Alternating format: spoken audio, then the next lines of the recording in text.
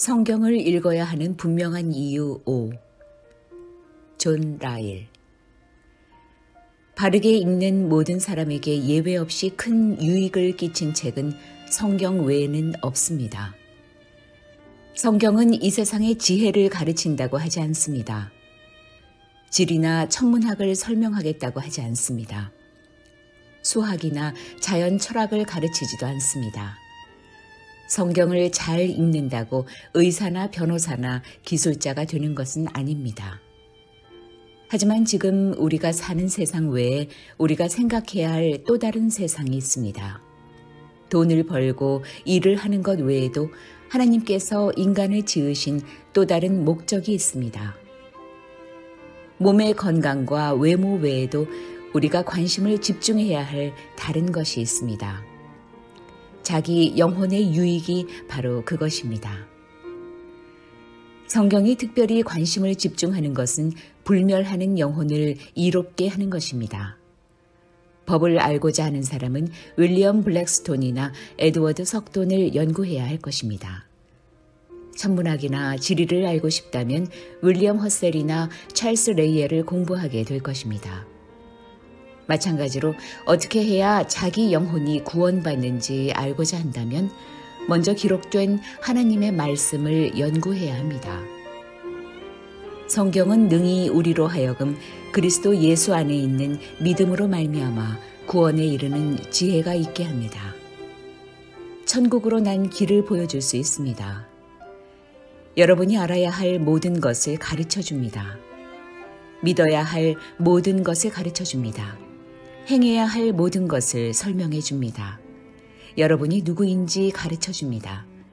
다시 말해 여러분이 죄인임을 말해 줍니다. 하나님이 완전히 거룩하신 분임을 보여줍니다. 위대한 사죄와 화평과 은혜의 수여자 예수 그리스도를 보여줍니다.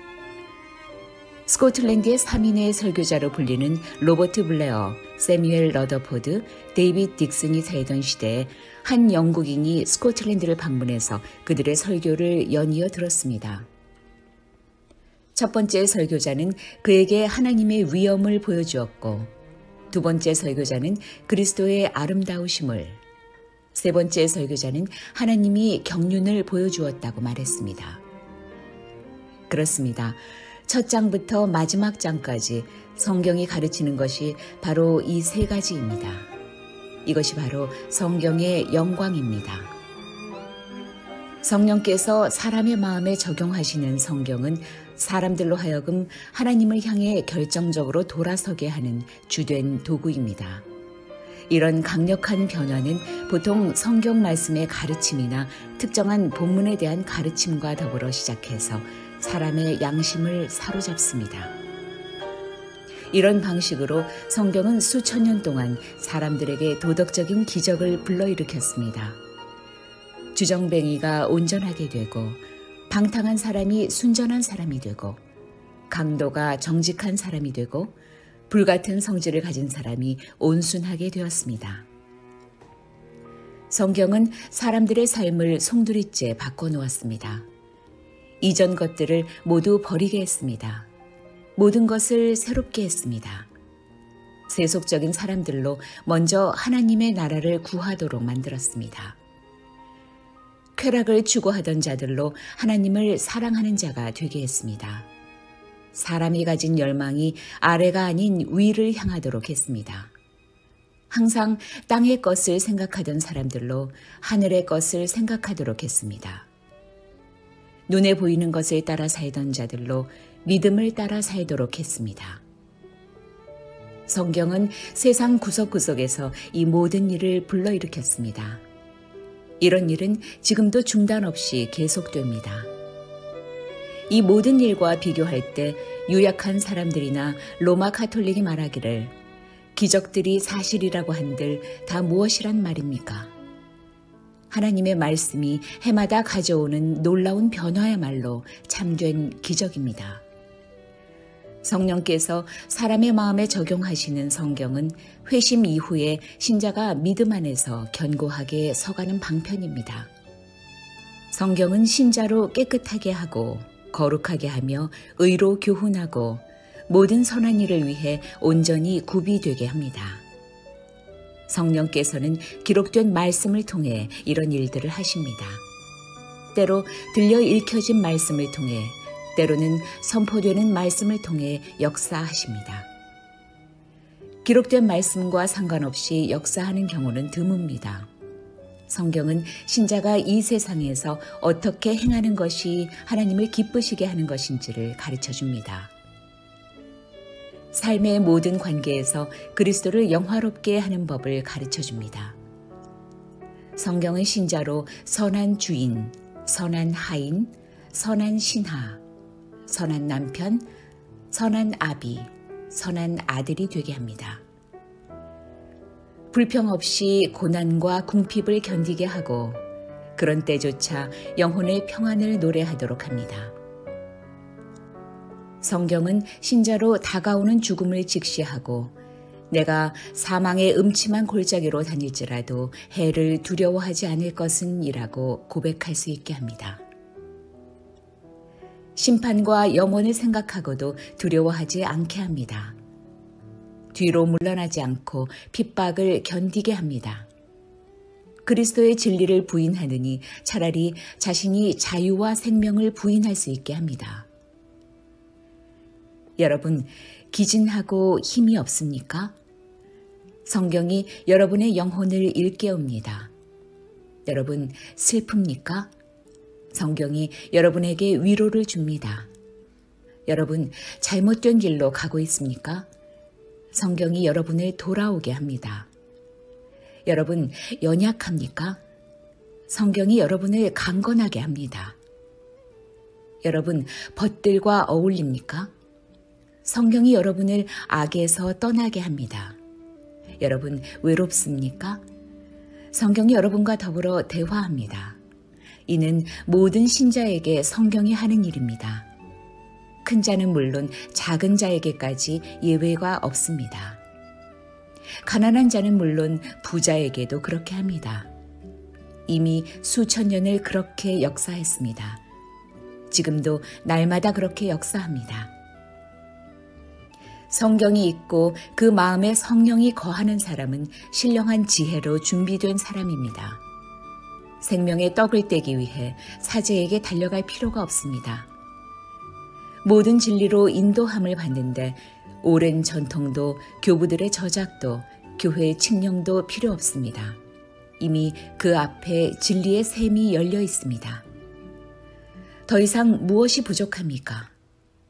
그렇습니다.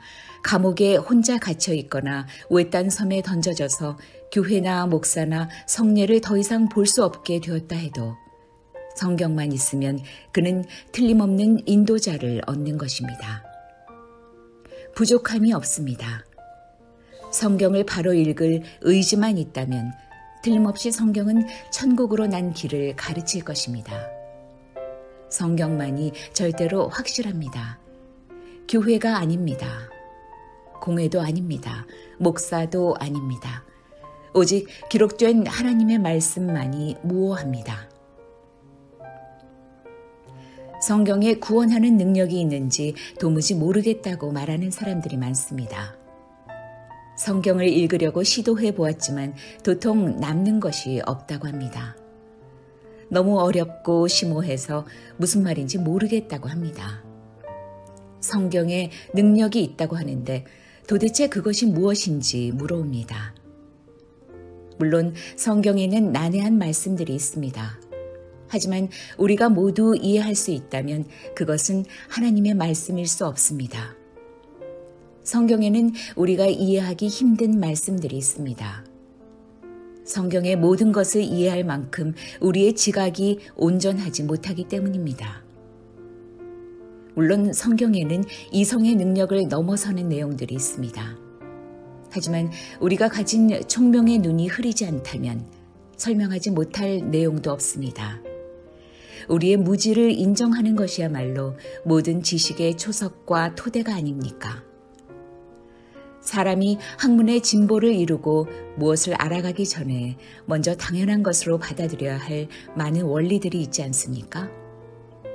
어린 자녀가 무엇을 배울 때 이해하지 못해도 먼저 기본적으로 받으려야 할 것들이 있지 않습니까? 그래서 부모들이 그렇게 요구하지 않습니까? 그렇다면 하나님의 말씀을 연구하는 것도 마찬가지입니다. 심오한 것들을 발견할 것을 기대하고 말씀을 계속 읽다 보면 언제부터인가 많은 내용들이 보다 명확히 다가올 것입니다. 그렇게 기대하고 또 그렇게 믿어야 합니다. 성경을 읽을 때는 믿어야 할 것들이 많습니다. 지금은 알지 못하지만 시간이 갈수록 점점 더 알게 될 것이라고 믿어야 합니다. 그중 많은 부분은 이 세상에 있는 동안 알게 됩니다. 그렇지 않은 것들은 오는 세상에서 분명히 알게 될 것입니다. 성경에 어려운 내용이 많다는 이유로 성경 읽기를 포기한 사람에게 묻습니다. 과연 성경에는 어려운 것만 있습니까? 쉽고 분명한 것은 없습니까? 쉽고 분명한 것도 많지 않습니까? 양심적으로 한번 대답해 보십시오. 성경을 통틀어 중요한 사건과 원리들을 전혀 보지 못했단 말입니까? 렌즈엔드에서 템즈강 포구에 이르는 영국의 곳마다 세워진 등대들처럼 구원에 필요한 내용이 뚜렷이 드러나 있지 않습니까? 영국 해안에 따라 자리한 모든 교구와 마을과 수로들을 알지 못한다고 하소연하면서 영국 해협 입구에 배를 대놓고 더 이상 항해하기를 거부하는 증기선 선장이 있다면 그 사람에 대해 어떤 생각이 들겠습니까?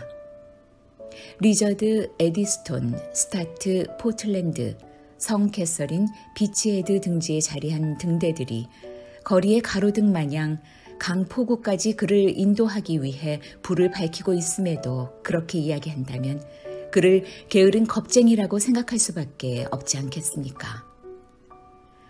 밤바다를 밝히는 등대가 이렇게 환한데 왜 계속해서 항해에 가지 않느냐고 묻지 않겠습니까? 자신의 상태와 천국으로 이끄는 길과 하나님을 섬기는 방법이 정오의 빛과 같이 분명하게 기록되어 있음에도 어려운 내용이 있다는 이유로 성경 읽기를 포기한 사람에게 무슨 말을 해야 하겠습니까? 한편으로 수많은 사람들이 성경을 읽지만 조금도 유익을 얻지 못하고 있다고 말합니다. 자기만 그런 것이 아니라 많은 사람들이 똑같다고 반론을 제기합니다. 성경이 능력이 있는 책이라면 어떻게 그럴 수가 있느냐고 힐난합니다. 여기에 대한 대답은 아주 단순하고 분명합니다. 아무런 유익이 없이 성경을 읽는 사람들이 그토록 많은 이유는 성경을 바르게 읽지 않기 때문입니다. 모든 일에는 거기에 합당한 방식이 있습니다. 범사가 그런 것처럼 성경 읽기도 마찬가지입니다. 어떤 마음을 가지고 어떤 방식으로 읽는지에 따라 얻는 것이 다릅니다. 성경이라고 예외가 아닙니다. 똑같습니다.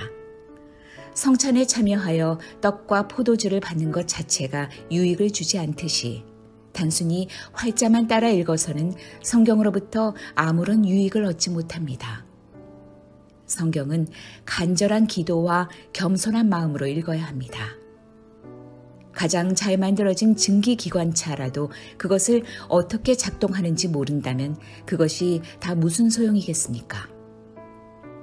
가장 정교하게 제작된 해시계를 가졌다 한들 그것을 그늘에 세울 만큼 무지하다면 아무리 좋은 시계를 가졌다고 해도 시간을 알 재간이 없습니다. 성경도 마찬가지입니다. 성경을 읽으면서도 아무런 유익을 얻지 못하고 있다면 성경이 문제가 아닙니다. 그렇게 읽고 있는 사람의 잘못입니다. 성경을 읽지만 나아지는 것이 별로 없다고 말하며 성경의 능력을 의심하는 사람들에게 말합니다.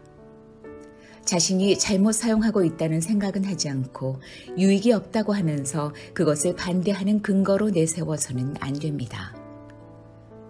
에디오피아 넷이나 베르야 사람들과 같이 어린아이와 같은 마음으로 끈기 있게 성경을 읽어나가는 사람이라면 누구나 천국에 이르는 길을 발견할 수 있습니다. 그렇습니다. 물을 가두지 못할 터진 웅덩이와 같은 사람들이 정말 많습니다. 이들은 모두 심판날에 수치를 당할 것입니다. 그날에는 타는 목마름으로 성경의 샘으로 나아갔는데도 생명수 한 모금 취하지 못했다고 문제를 제기하는 영혼은 단 하나도 없을 것입니다. 성경을 찾고 또 찾았지만 진리를 발견하지 못했다는 사람은 단 하나도 없을 것입니다. 지혜를 구하는 것에 대해 말하는 잠언 말씀은 성경에 그대로 적용됩니다. 지식을 불러 구하며 명철을 얻으려고 소리를 높이며 은을 구하는 것 같이 그것을 구하며 감추인 보배를 찾는 것 같이 그것을 찾으면 여호와 경외하기를 깨달으며 하나님을 알게 되리니. 지금 우리는 이 위대한 책에 대해 살펴보고 있습니다. 그러므로 지금 여러분이 성경을 어떻게 읽는지는 결코 가벼운 문제가 아닙니다. 콜레라가 창궐하는 때에 몸의 건강을 지켜주는 확실한 처방을 무시하는 사람이 있다면 그 사람에 대해 어떻게 생각하겠습니까? 여러분이 자기 영혼의 영원한 안녕을 위한 유일하고도 확실한 처방을 멸시하고 있다면 그런 여러분을 어떻게 생각해야 하겠습니까? 제가 묻는 말에 정직하게 대답해 보십시오. 여러분에게 성경은 어떤 책입니까?